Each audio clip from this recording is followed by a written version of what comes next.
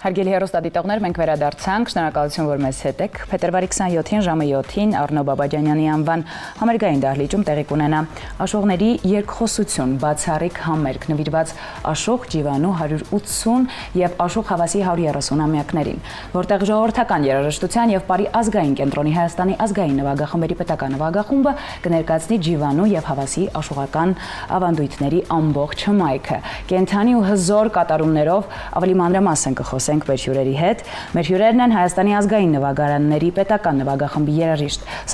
Սանթուրահար Քրիստինա Մնացականյանը եւ նվագախմբի ադմինիստրատոր Արմինե Հարությունյանը։ Լույս Արավոտի։ Բարի լույս։ Դե դուք արդեն մերն եք դարձել, որ արդեն մշտական դուք եկել եք մեր տուն, մենք ձեր հետ առաջին անգամ ենք շփվում ծանոթանում ու հստակ եմ դուք էլ մշտականը կհանեք ու շատ հաճախ կյուրենկալ ենք ձեզ, որովհետեւ մեզ համար շատ կարեւոր է այս ուղղությունը, մեզ համար շատ կարեւոր են այս թեմաները, եւ այս ամենի մասին պետք է շատ խոսել։ Ցավոք սրտի, ինչը շատ չես տեսնի, որ լայն տարածում է գտնում համացանցում, սոցցանցերում եւ առասարակ եթե մենք բողոքում ենք, որ օրինակ մեր երիտասարդությունը օրինակ ինչի չգիտի թե Աշուղ Ջիվանին ով է, խնդիրը բոլորինն է ու մեղավորությունն է, կարծում եմ բոլորինս է։ Բայց մենք իմը չենք եկել խոսելու, բարձելու ով է մեղավոր, ով է ճիշտ, խոսել ենք շատ ֆանտաստիկ երեկոյի մասին։ Բայց ուզում եմ հիշենք sense մի բան, Ջիվանին ծնվել 1846-ին, չէ, եթե չեմ սխալվում, մոտավորապես Հավասին 1895 թվականների մոտ իրենց կապում են ընդհանուր Թիֆլիսը, շատ հետաքրքիր է, ճիշտ է, որ տարբեր ժամանակներում են ծնվել, բայց շատ sense են, որ երկուսն էլ ջավախից են։ Այո, վայ, սիրան քո ձայնը։ Եվ ամենակարևորը, Ջիվանին հեղինակել է մոտ 800 ստեղծագործություն, Հավասին մոտ 5600 բանաստեղծություն եւ թողել է մեզ մոտ 2000 երգ, որոնք հասել են հիմա։ Աշուղագետ եք կներեք։ Չէ, դիմել եմ Google-ին։ Նայեք։ Հրաշալի։ Ու այդ ամենը այսօր հասել է մեզ։ Գիտեք, ցավալին գիտեք որն է, որ այո, պետք է փաստենք, որ նմանատիպ ֆանտաստիկ ահռելի մեծ հարստությունը որ կա, հասել է մեզ, բայց ցավոք սրտի շատերը չեն անդրադառնում այդ ամենին, բայց այսօր շատ բարձրացնում ենք շատ կարևոր թեմա եւ անդրադառնում ենք ֆանտաստիկ աշուղներին, ինչպես առաջացավ միտքը գաղափարը հիշել նրանց։ Եթե կարելի է ես սկսեմ, նախ բարի լույս բոլորին եւ ես ուզում եմ բարի լույս հղել նաեւ մեր նվագախմբի երաժիշտներին, ինչպես նաեւ մեր մայստրո Նորայր Դավթյանին, որովհետեւ այսօր մենք շատ հագեցած օր ունենք եւ ուզում եմ իրենց աշխատանքային լավ օր մաղթել, ինչեւ մենք էլ կմիանանք իրենց։ Ուրեմն գաղափարը ինչպես առաջացավ,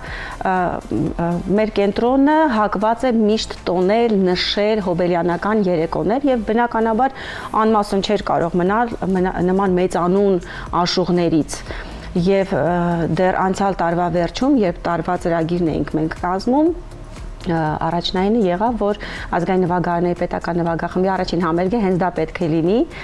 նվիրված Աշուղ Ջիվանուն եւ Աշուղ Հավասուն եւ անհնար էր ուղղակի չտոնել։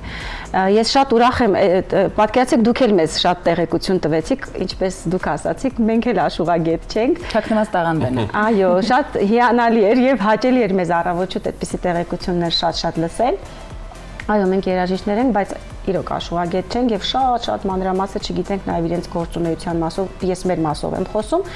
բայց չմոռանանք, որ Հայաստանի Հանրապետությունը ունի Ջիվանու անվան աշուղական դպրոցը Թովմաս Պողոսյանի գլխավորությամբ, ով զբաղվում է աշուղներով, նորօրյա աշուղներով, հնորյա աշուղներով եւ հսկայական ժառանգություն արդեն գրականության տեսքով նաեւ մենք ունենք։ Պարզապես մնում է շատ անդրադառնալ եւ հանրայնացնել եւ ես մի բան էլ ասեմ, որ եթե մի 10 տարի, 15 տարի առաջ քիչ էր երիտասարդությունը հետաքրքրված աշուղական երգարվեստով, այսօր կարող եմ ասել, որ բոլոր երգիչ երգչուհիները գրեթե անդրադառնում են մեր աշուղական երգարվեստին եւ դրանով նաեւ մեկ անգամ եւս վեր բարձրացնում աշուղական արվեստը, այնպես որ հետաքրքրություն կա եւ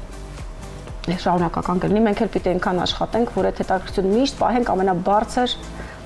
աստիճանի վրա։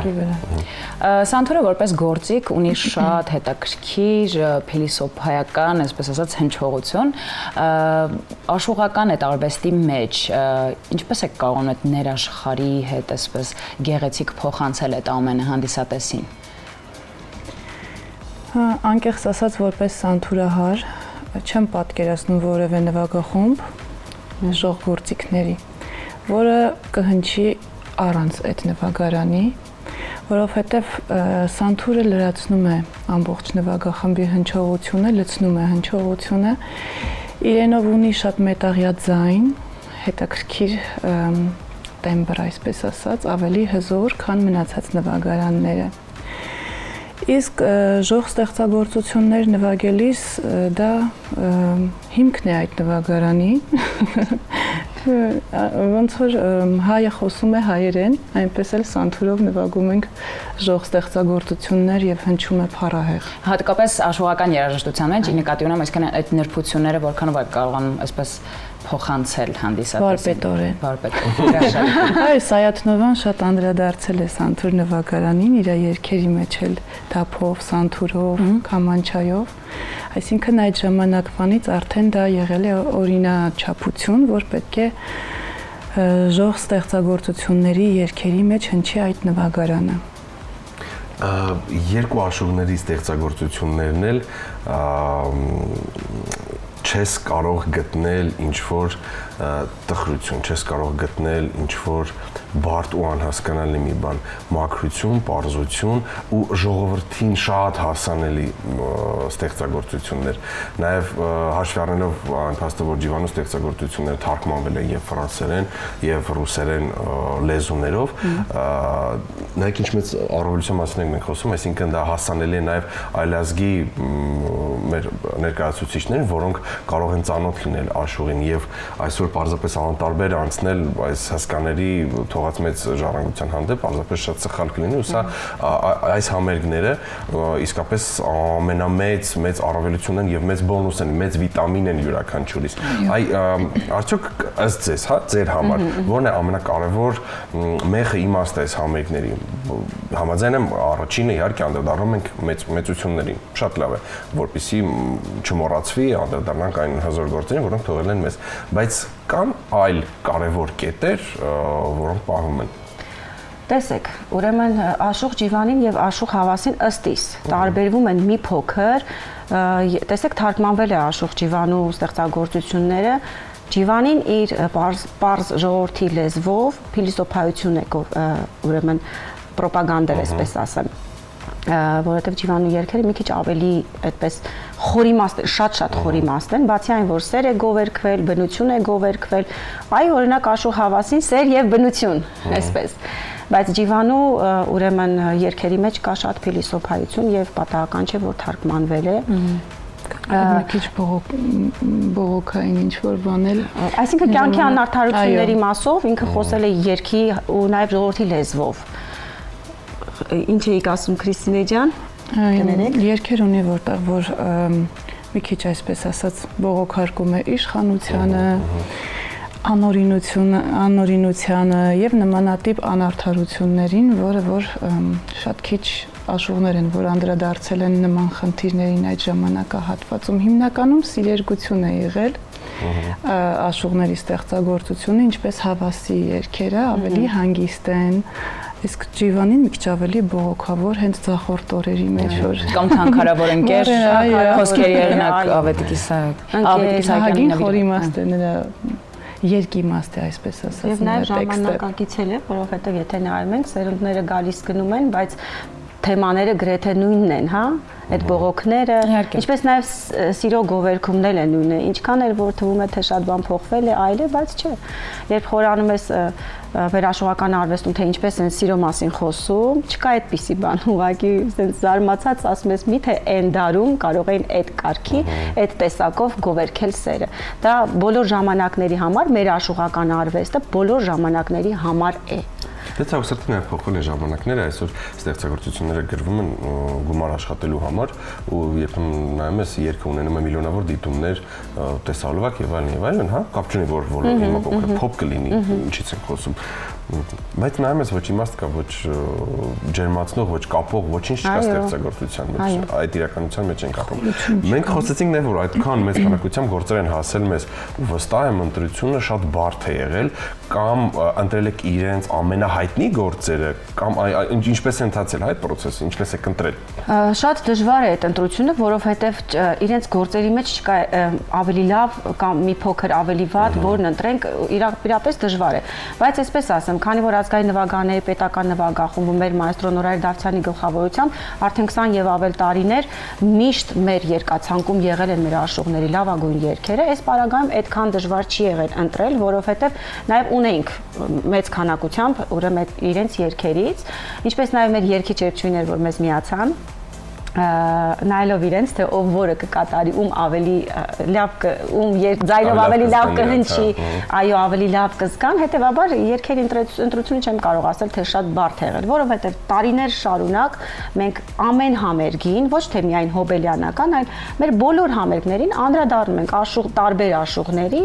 երգերին։ Չկա երևի այդպիսի համերգ, որ մենք չունենանք աշխուժական երգեր։ Ես չեմ հիշում այդպիսի համերգ, բացի ինչ որ այդպես կոնկրետ պրոյեկտ եթե լինում է, բայց մնացած մեր բոլոր համերգներին աշխուժական երգերը պարտադիր կան ուղղակի։ Այդ դուք որքան որ ասում եք վարպետորն եք մոտենում, հա, բայց անկախ ամենից վստահ եմ, որ կան գործեր, որոնք կամ բարդ են ընկալվում, կամ փոքր այլ կերպ պետք է մատուցվեն համեմատած մյուս ստեղծագործություններ։ Կարող ենք նմանատիպ ինչ-որ ստեղծագործություններ առանձնացնել, որոնք ձեր համար ուրիշ կերպ են դիտվում եւ մատուցումը շատ բարդ է։ Եթե անդրադառնանք երգերին, անկեղծ ասած, իմ համար բարդ է եղել Վլադիմիր Բալյանի երգերը նվագակցելը, քանի որ ինքնատիպ կոմպոզիտոր է, մի քիչ դասական մտածողության է եւ նվագակցությունը ամբողջ նվագախմբի համար մի քիչ ավելի բարդ է գրված։ Դա կարծում եմ, որ մեր մյուս երաժիշտներն էլ կհամաձայնեն այս առումով ինձ հետ։ Իսկ ընդհանուր առմամբ ինձ թվում է երաժիշտը պետքա լինի ճկուն, երաժշտության մեջ ինքը իրան զգա ինչպես ձուկը ջրում։ Սիրում ենք մեր աշխատանքը, կատարում ենք մեծ սիրով։ Այսօր երբ երաժշտությունը կրում է սպառողական բնույթ, որքանով է հնարավոր եւ ինչպես պահպանել ավանդույթների այդ խորությունը եւ առհամակարգը։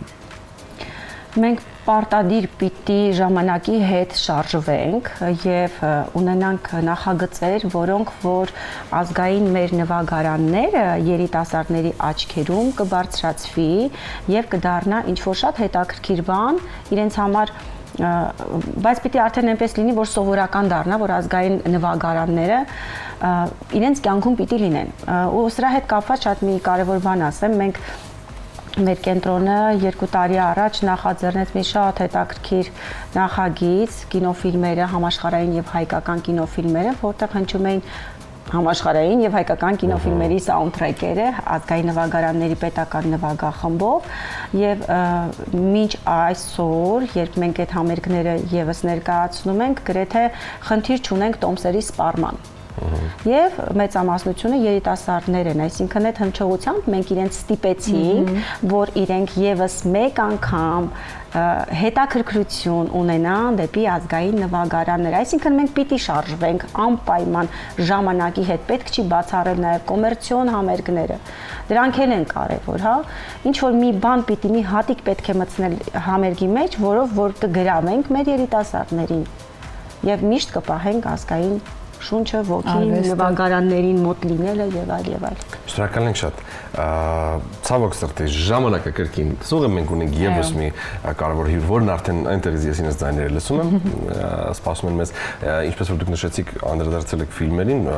փետրվարի 27-ին, այսինքն վաղը, ճարտարապետների միության դահլիճում նաեւ Հայաստանի պետական ջազ նվագախումբն է անդրադառնում համաշխարհային ֆիլմերի սաունդթրեքերն են ներկայացնելու, շատ լավ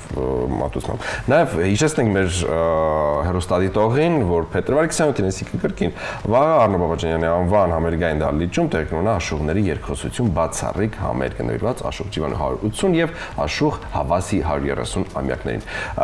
Ժամը 19-ին, իսկ մեր հյուրերն էին Հայաստանի ազգային նվագարանների պետական նվագախմբի երաժիշտ Սանթուրահար Քրիստինե Մնացականյանը եւ նվագախմբի ադմինիստրատոր Արմինե Հարությունյանը։ Տեսեք ինչքան լավ եմ կարդում ես։ Շնորհակալ եմ շատ։ Ձեզ լավ օր,